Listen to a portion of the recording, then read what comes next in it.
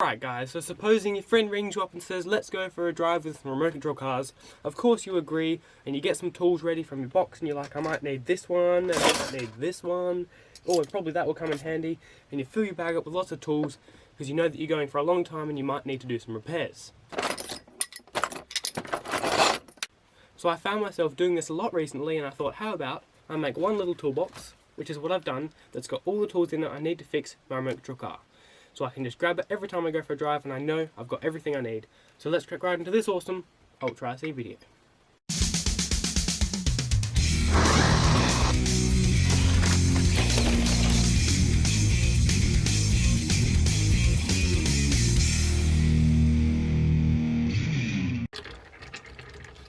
Alright, so I'll bring you down to the bench and I'll show you what's inside.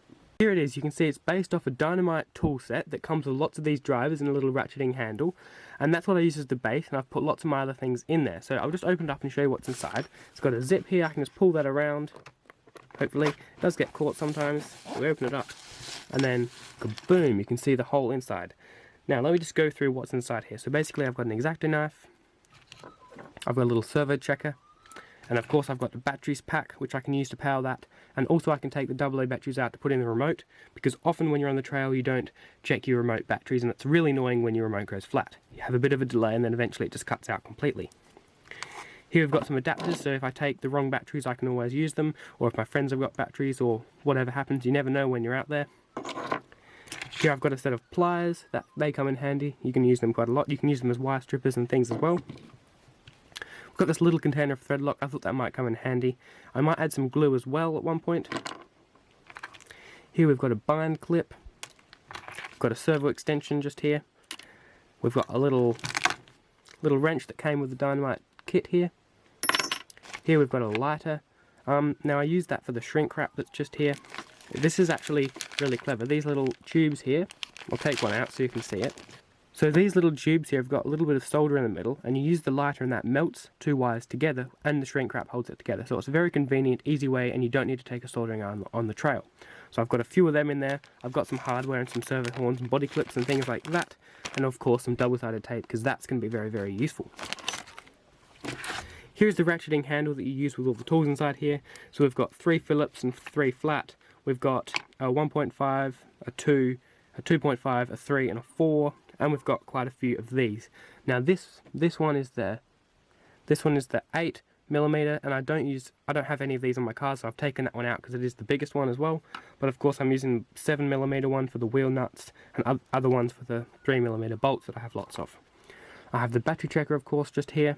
I've got a little bit of wire, and of course one of these little ones, the little things that you might have lying around that need fixing. Of course I've got lots of cable ties crammed in here wherever I can. And this here is a battery strap, because on some of my cars I use Velcro to hold the batteries in, and if it's underneath the car it can get ripped, and that's kind of annoying. So this is what I've got in here so far. I've been using it quite a lot. Now of course it changes all the time. You know, when you're on the trail sometimes your drive shaft might break and you're going to chuck that in here just to have it all together. The other day I was working on some cars, you know, and I had some stickers that I had left over and some switches that I was trying to make stuff work on the trail. But when I take my ECX amp out, I have this little extra box that I take with me, because inside here I've got parts that I know are going to break. Because it's very high powered, the spur gears often break, so I've got a few of them in there. Same with the C-hubs, I got some nuts and pinion, and these screws often fall out, so I've got some of them in there, spare parts, and I just chuck this in. Now of course there's no point taking these spur gears with me everywhere, because not all the cars have this spur gear, but I have this little box for that car, and that's very convenient, and it's nice just to know I've got everything I need inside here, or at least I've done my best. Alright guys, well thanks for watching this awesome Ultra RC video. If there's anything else you put in your toolbox, definitely comment down below and let me know. I'm sure you have lots of great ideas, and I want to improve this. You know, I haven't had it for very long, it's pretty new, but if you like this awesome Ultra RC video, give it a thumbs up, and I'll see you around later.